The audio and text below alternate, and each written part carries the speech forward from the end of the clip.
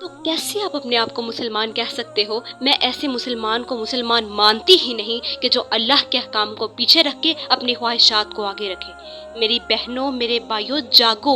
जिस कदर पैसा। अस्सलाम वालेकुम व्यूवर्स, कैसे हैं आप सब लोग? मैं उम्मीद करती हूँ कि अल्लाह के फजल करम से आप सब लोग ठीक होंगे। तो आज का जो मेरा मौजू है वो है हमारा दुनिया में आने का मकसद।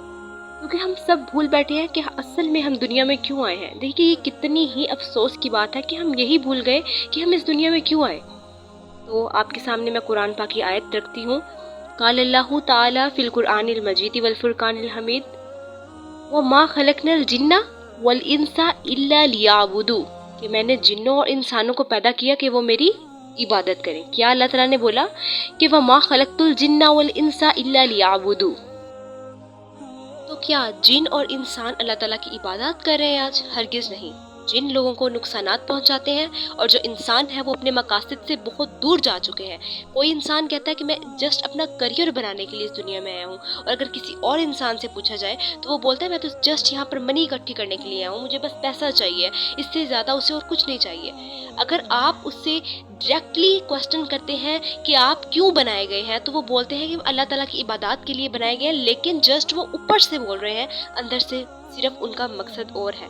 और आज आप खुद देखें कि स्पेशली जो है हमारी ख़वातीन, आप जस्ट यहाँ पर गौर करें कि आप जब घर में अक्सर काम कर रही होती हैं तो आपको ज़रा भी ये ख्याल नहीं आता कि हमारा मकसद क्या था। आप अपने मकसद से भूल जाती हैं, आप अपने मकसद को बहुत पीछे छोड़ देती हैं और जस्ट अपने घर को संवारने में लगी रहती हैं। वहाँ मौज़न अजान देता है लेकिन आपको वो अजान भी सुनाई नहीं देती अपनी औलाद और अपनी माल के आगे। इस तरह तो नहीं अल्लाह के नबी ने कहा कि तुम्हारा माल और तुम्हारी औलाद तुम्हें अल्लाह से दूर कर देगी, और ये बात सच हो गई आज कि तुम्हारी औलाद और तुम्हारा जो माल है वो तुम्हें अल्लाह से दूर कर रहा है। आप इस औलाद और इस माल पर लानत क्यों नहीं बेचते जो आपको आपकी तख्लीक यानी आपके बनाने वाले से आपको दूर कर रहा है, जिसकी आपको इबादत करने का हुक्म दिया गया है। आप उसके अहकाम को पीछे रख के अपनी औलाद और अपने माल को आगे कर रहे हैं, तो ऐसे माल का मेरी बहनों, मेरे भाइयों, क्या फ़ायदा।